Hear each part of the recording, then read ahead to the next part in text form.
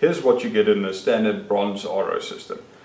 Basically, you've got your main unit here with the physical housings and everything that goes along with that. You've got your pressurized tank here, which is just the buffer, so you can get water at a fast rate. This tank you typically would store between 5 and 10 liters, depending on how well you have the system set up. You have a little valve here which fits on top of the tank. You have your pre-filters, your particle filter, your granular carbon filter, and your carbon block, which goes in this sequence. You have the physical membrane, the RO membrane that fits into the membrane housing here. You have spanners for both the RO membrane and the filter housings. The spanner we would really recommend only using it for loosening, tighten by hand, as if you over tighten it with the spanner you can really struggle to get things loose again when it comes time for maintenance. Then here we have the supply connector, which is the standard one's a 1/2 inch, other options are available, and it basically tees in with a valve, which the valve then converts to 1/4 inch pipe, which you've got a little roll off that comes with the systems. For a nice installation, we normally recommend taking extra pipe, as it's often a limiting factor, because you've got a pipe going to the system from the supply connector, a pipe going from the system to the tank, from the system to the drain, and from the system to the faucet. This is the standard faucet that comes with the system. There are quite a few other options available as well. And this is an optional drain connector, which when we can get them, we try to include them in the systems at no extra cost, but they're not always available. But it is basically just a clamp that clamps around the pipe to make it a little bit easier. On your incoming line, on the bronze, silver and gold systems, we've included a standard pressure protection valve. This is just to prevent pressure spikes from blowing up the housings. The system's rated for 6 bar, and unfortunately pressure spikes are a reality, and we have had quite a lot of people's systems fail, so we include this on the incoming line just to protect the system overall. And that's basically what you get in the box as standard, and as we'll go through a little bit later, there are quite a few extra options available.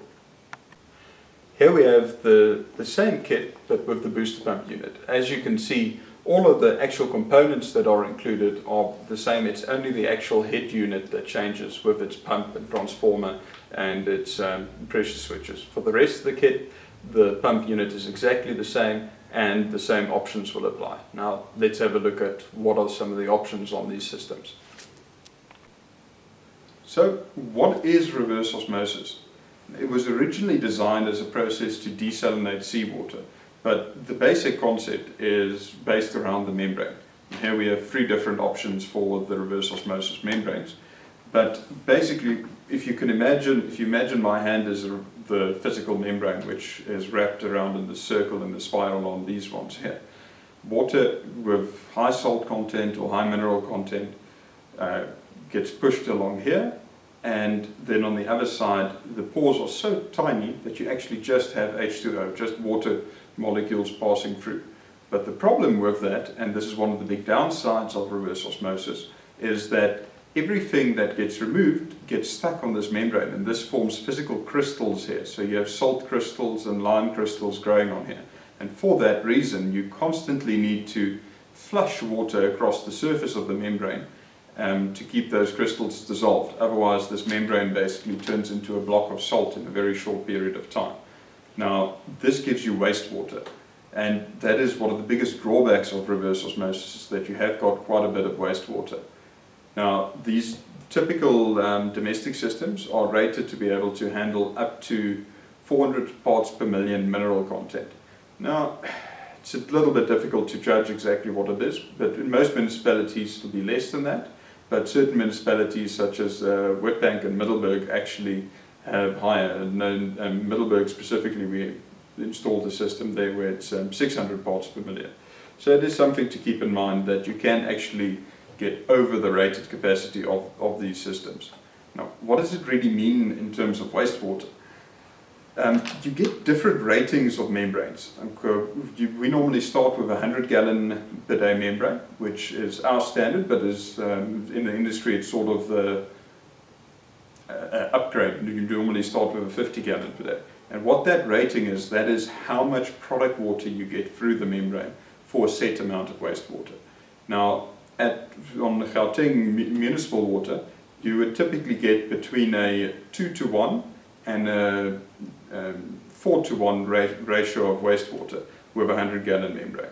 Now, what that means is for every 1 litre of product water you get between 2 and 4 litres depending on the mineral composition of the water and on your pressure that's actually going to drain just to dissolve those crystals away.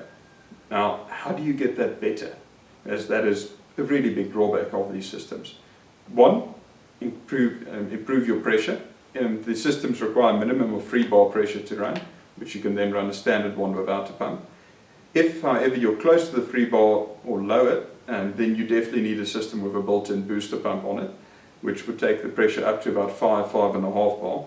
Or if you're close to the 3 bar but you're within the range and you just want a better efficiency, if you compare, say, a normal system running on 3 bar versus a pump system, it can be as much of a difference as 4 parts wastewater for the normal system, going down to about 2 parts wastewater for the pump system. So it really does make quite a big difference, and that's a lot of the time the reason why people opt for the system with the pump rather.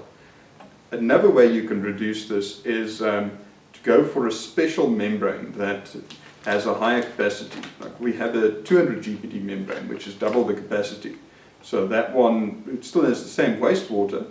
Now, that means you can't run it on as high of a mineral content water. You can only run it on up to about 200 parts per million, which is fine for Gauteng municipal water, which basically what it means, you get double the product water out, but your wastewater stays the same.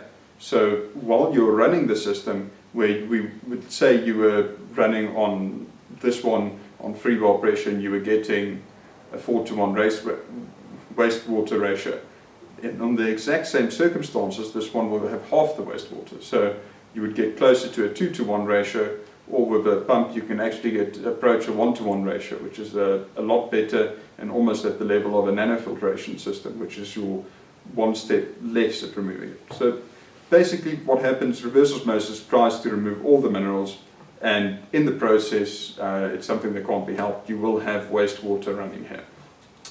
For the people who are in situations where they have a lot higher mineral content, unfortunately it's not ideal, as you're above the rated settings for the system. What we do recommend, go for the FilmTech membrane. It's an American membrane. It can handle a little bit more mineral content. It's a little bit more expensive, but for a reason.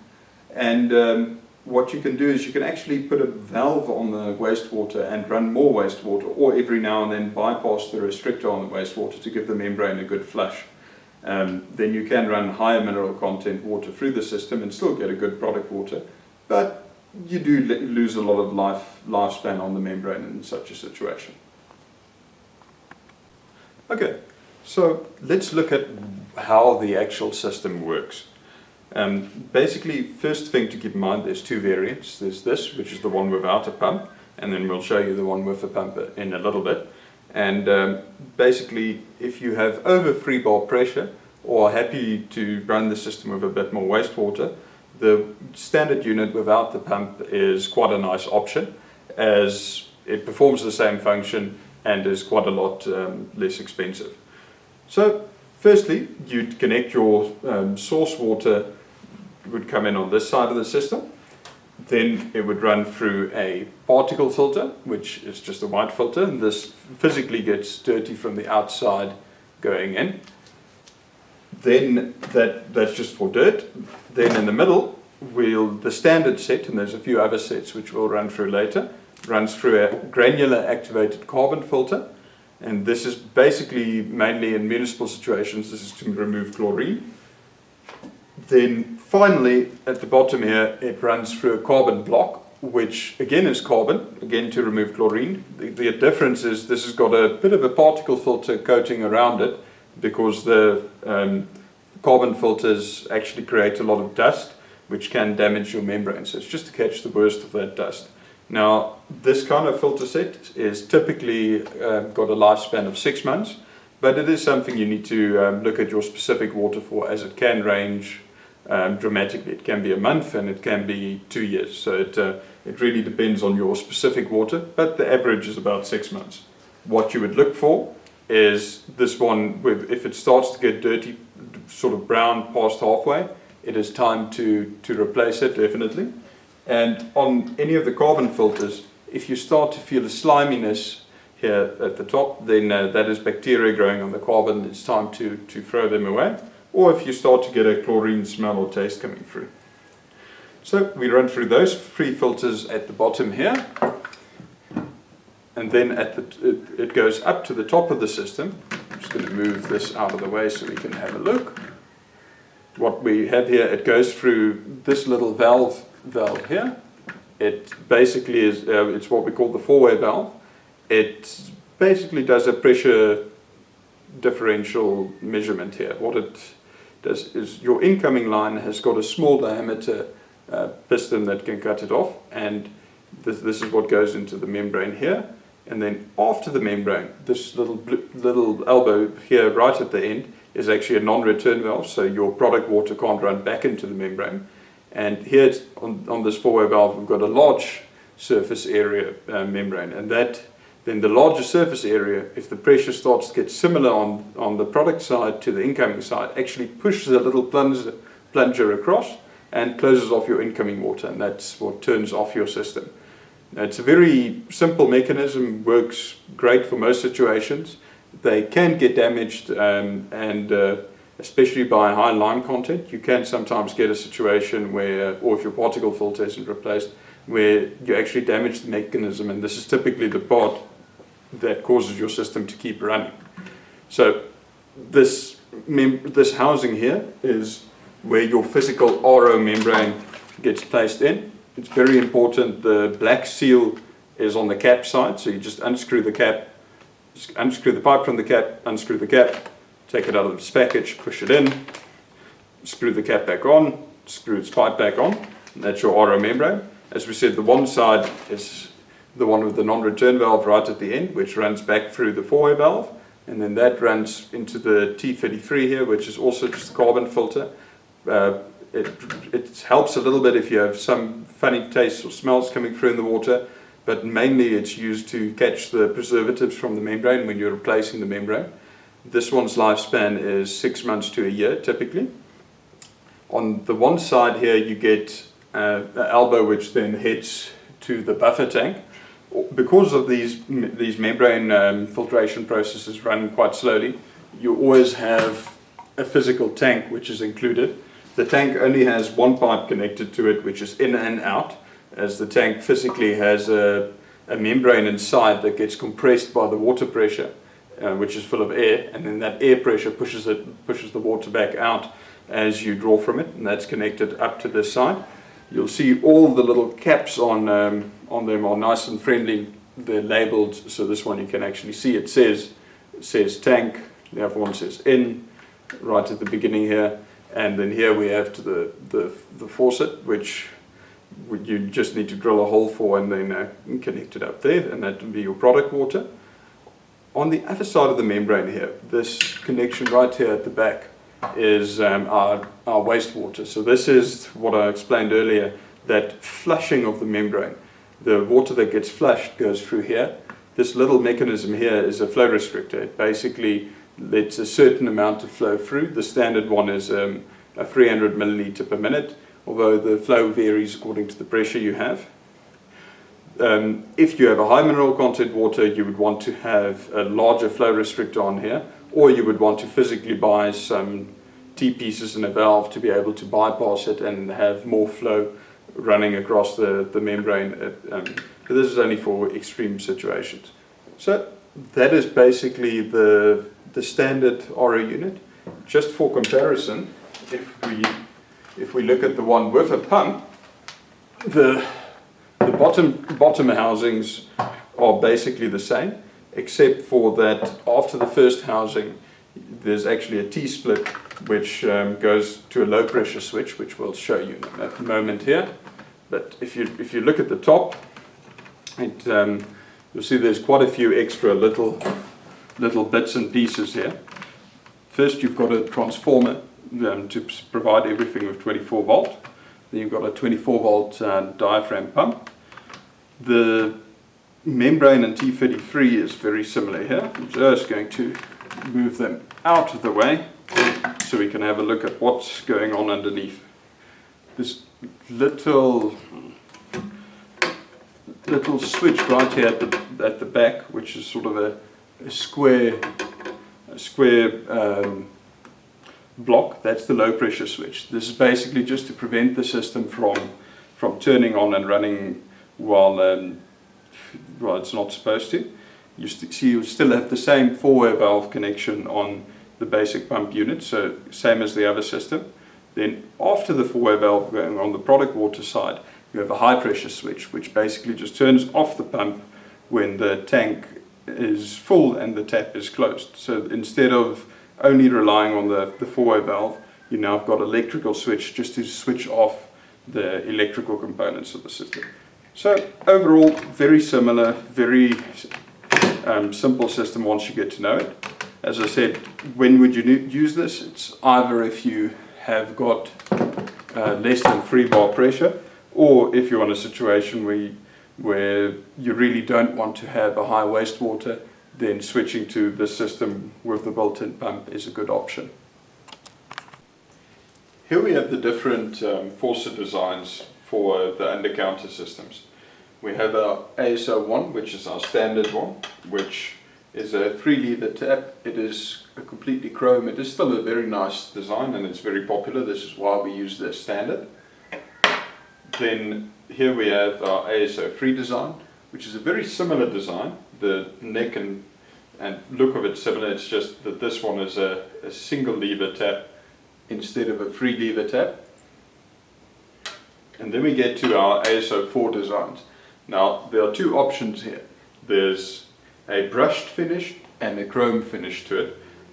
They're very, very nice taps. They're quite a bit taller than the other designs and a lot more modern looking. And it's just a 90-degree turn on the lever there. This here is a brushed finished tap. And this one here is a chrome finish tap. On the design itself, they're identical. It's just the physical finish that is used on the metal. Here we have the different membrane options for the reverse osmosis systems. The standard one is a Chinese membrane. It's a Vontron membrane. They give quite good service, and we specifically chose this 100 GPD one as it gives a very good value point in terms of not having too much wastewater and giving you excellent quality product water. If you want to take a step up from that, or if you have a problem with slightly higher mineral content water, or you just want the membrane to last a long time, we do stock the FilterShop membrane from the States as well. It is a bit more expensive. We have a lot of customers who swear by them and only use the FilterShop membranes. They are very good quality, but you do pay a little bit of a premium as they're manufactured in the States. And then we've got an option of a 200 GPD membrane, which is used on our gold systems as well. This gives you double the product water and half of the wastewater, but keep in mind that it can't be used on a high mineral content water. We really do not recommend using it on a water with a TDS of over 200 parts per million. One of the options which we really would recommend, especially if you're doing a DIY installation, is this leak detector tray. Basically what it is, it's a little tray where you actually clamp this onto the middle housing with the bolts provided, and your unit actually stands inside this tray, or the tray hangs underneath the unit. And your incoming water line, you then connect your water in and the water to the system through this little mechanism here. The water goes in and it goes out here, and it basically is a mechanism that uses these little tabs, which we do have extra ones available if you want to purchase replacement ones. And the tab physically expands when it comes in contact with water, and it triggers the lever to flip over, which then shuts off the incoming water to the system. So the idea is that if you have a leak leak happening, or if you have a pressure spike or something damaging the system, that this will turn off the water supply heading to the system itself. Installation is quite simple. As I said, you clamp this onto the bottom of the unit. This mechanism gets put here. It does come with little screws and a bit of double-sided tape. The double-sided tape from the manufacturer unfortunately isn't the best, so we do recommend either using something like PVC weld glue or a more heavy-duty double-sided tape to actually fasten it securely here, as the ones provided from the manufacturer isn't ideal. There's also little feet provided in the kit which just stick onto the bottom if you want this to physically stand, if you want the unit to physically stand on this in the cupboard. Alternatively, you can mount it to the wall, or it can just hang off at the bottom of the system. It does, however, make your maintenance a little bit more annoying, as you first have to unscrew the system and disconnect the feed water on here before you can actually remove the housings to do your maintenance on the system. If you don't want to go through the hassle of installing the leak detector, or if you just want something to warn you in general if something goes wrong, we have got this leak detecting alarm, which normally you just put down in the cupboard. The batteries last quite long, and if there's any leaks, you just there we go. As soon as the water connects these 3 contact points at the bottom of the system, an alarm goes off, audibly telling you that something is wrong, come have a look. Now, this is a very useful thing. Unfortunately, it doesn't really help if you're not at home, but as a easy to use and nice thing to just add on, it really is handy, because it is a very frustrating thing if you end up with wet cupboards. Water pressure can be a huge issue for these filter systems. They're rated to handle 6 bar pressure, but we very often find in some areas where people either don't have a pressure reducing valve in front of the whole house, or if it's something like an apartment building which is up quite high, you find, and you're staying on one of the lower levels, or just certain areas where you're very low compared to where your water tower or water reservoir is, you get very high pressure. Now, the standard pressure protection valve that we use basically just cuts off the water supply at 5 bar.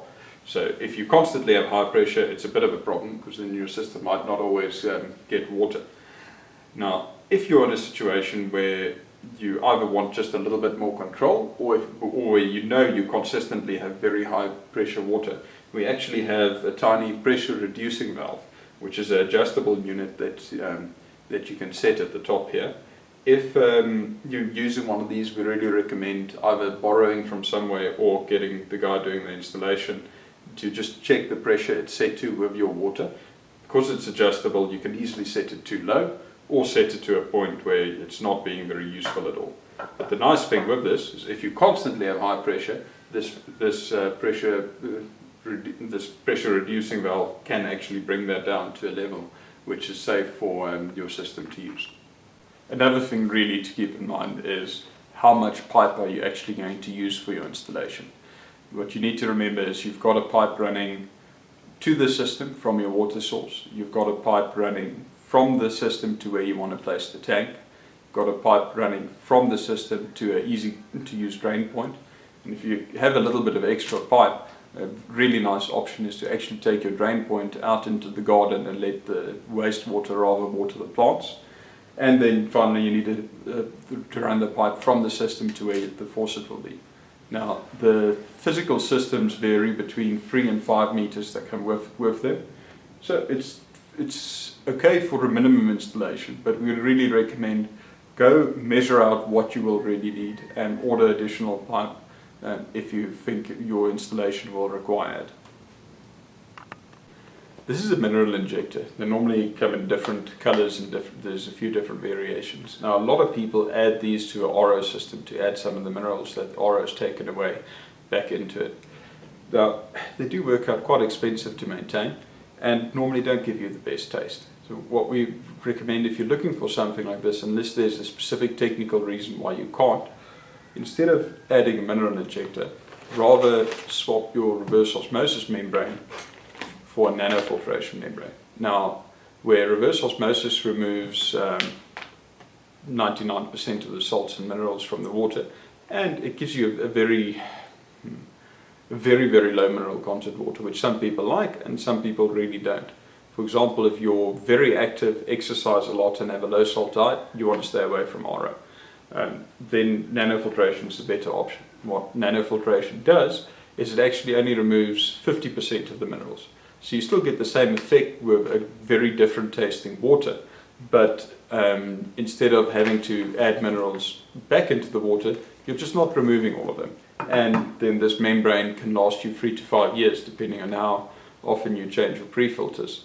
So it's a lot less maintenance intensive, and it normally works out cheaper in the long run, while still giving you a better tasting water. The different size storage tanks available with the RO systems. Basically, the reason why you need a storage tank is the RO itself provides you with a slow trickle of water.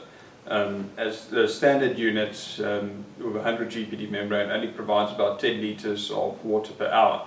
So as you can imagine, if you want to quickly fill a few bottles or fill your kettle or a few pots you want to fill for cooking, that's going to be frustrating if you're going to need to wait for the system.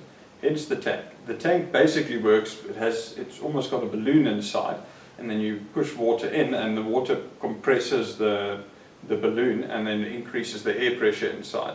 And then once the water and air pressure is equalized and you draw water from the faucet side, then that air pressure pushes the water back out, because then you then have lower water pressure again.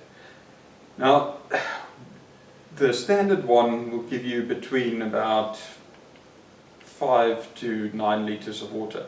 The higher pressure you use on the incoming system, like this is the standard one, but if you're using the system with the pump, you have a chance that you're probably going to store more water in the tank as well. The tanks all have standard air valves. You normally want them at about 0.8 to 1.1 bar, and it's normal fittings like the garage use. If you pump them too hard though, you can't compress the air and then you get no capacity in the tank. It is something you could play around with, but normally the preset value is okay. As you can see here, we've got different sizes available. The standard one is nice as it's normally easy to fit within a shelf size. Then here we have a 19 litre one as well, or 18.9 litres, 5 gallons. It is a little bit larger, just if you want that few extra litres of storage. We currently don't have the 40 litre one on a display model which to use for the video, but here's a 74 litre one. Just to give you an idea of the relative sizes, the 40 litre one is about in between these two. So if you are looking to use it at an office, probably the 74, the 40 litre is a nicer thing to have, as you'd often find around lunch times or so, and everyone would come and draw water, and then having a bigger buffer is definitely a nice option. For domestic systems, what we personally find works really well as well is all of these tanks connect to the tank side here of the T33, but if you want to increase your flow at the faucet itself, on the line between the faucet and the machine going from this side, you can actually add a second little tank as a buffer to give you a higher pressure. We actually have a kit which comes with a tank, a little bit of pipe, a valve and a T-piece to tee into this line. And I've used that on my system, and what you actually get is you end up going from filling a 500 ml water bottle in about 14 to 15 seconds, it takes it down to about 7 seconds. So that having a tank close to your tap as an extra buffer actually increases the flow rate you can get from the system quite significantly. Me personally, I feel it's a great thing just to have that water on tap much quicker, and then you can have a larger buffer in the normal tank position if you have needs for larger storage. There are other options available. You can have plenty of these tanks connected, or you can just have one standard tank with the system. In the end, it depends on what your needs are.